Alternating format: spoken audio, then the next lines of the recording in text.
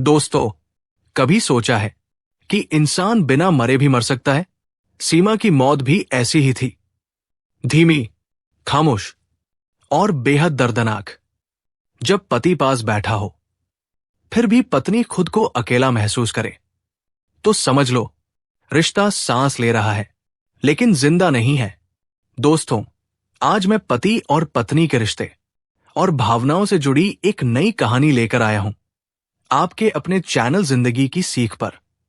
अगर ये कहानी दिल को छू जाए तो लाइक करना न भूलें, और अगर आप चैनल पर नए हैं तो सब्सक्राइब जरूर करें, ताकि आप हर बार ऐसी ही सीख देने वाली कहानियों से रूबरू होते रहें। दोस्तों, आज की ये कहानी इंदौर शहर की है। उस रात घर में सन्नाटा था। घड़ी की टिक टिक साफ सुनाई दे रही थी।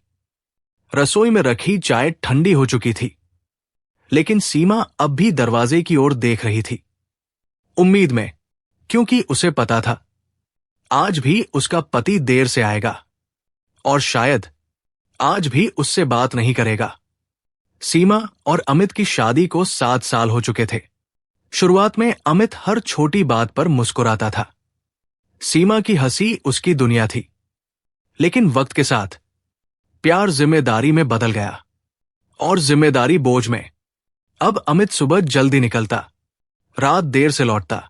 फोन उसकी दुनिया बन गया था। सीमा रोज आईने के सामने खड़ी होकर खुद से कहती, आज मुस्कुराऊंगी, शायद आज वो मुझे देखे। वो रोज उसके लिए खाना बनाती, चाय तैयार रखती, पर अमित बस कहता, थक गया हूं, सोना है।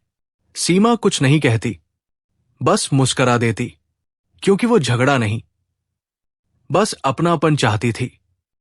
एक दिन सीमा को तेज बुखार आ गया। कमजोरी इतनी थी कि खड़ा होना मुश्किल। उसने अमित से कहा, आज तुम घर रह सकते हो? अमित ने बिना उसकी ओर देखे कहा, मीटिंग है। सीमा ने कुछ नहीं कहा, बस चुपचाप दवा लेकर लेट गई। उस रात उसने अपनी डायरी में लिखा, मैं तुम्हारी पत्नी हूं। कोई बोझ नहीं। दिन बीतते गए। सीमा की आंखों में अब इंतजार नहीं था, बस खालीपन था। एक शाम उसने आईने में खुद को देखा। चेहरे पर मुस्कान थी, लेकिन आंखों में जिंदगी नहीं।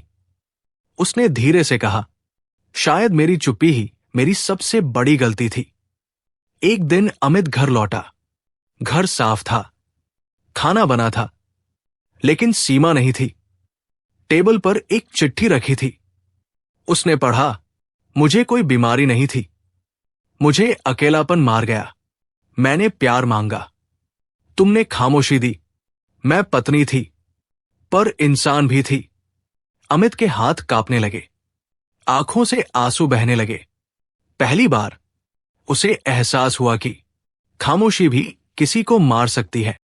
अब सीमा अमित की जिंदगी से जा चुकी थी, और उसके जाने के बाद ही अमित को एहसास हुआ कि जिस इंसान को उसने सबसे ज्यादा नजरअंदाज किया, वही उसकी जिंदगी की सबसे बड़ी जरूरत थी।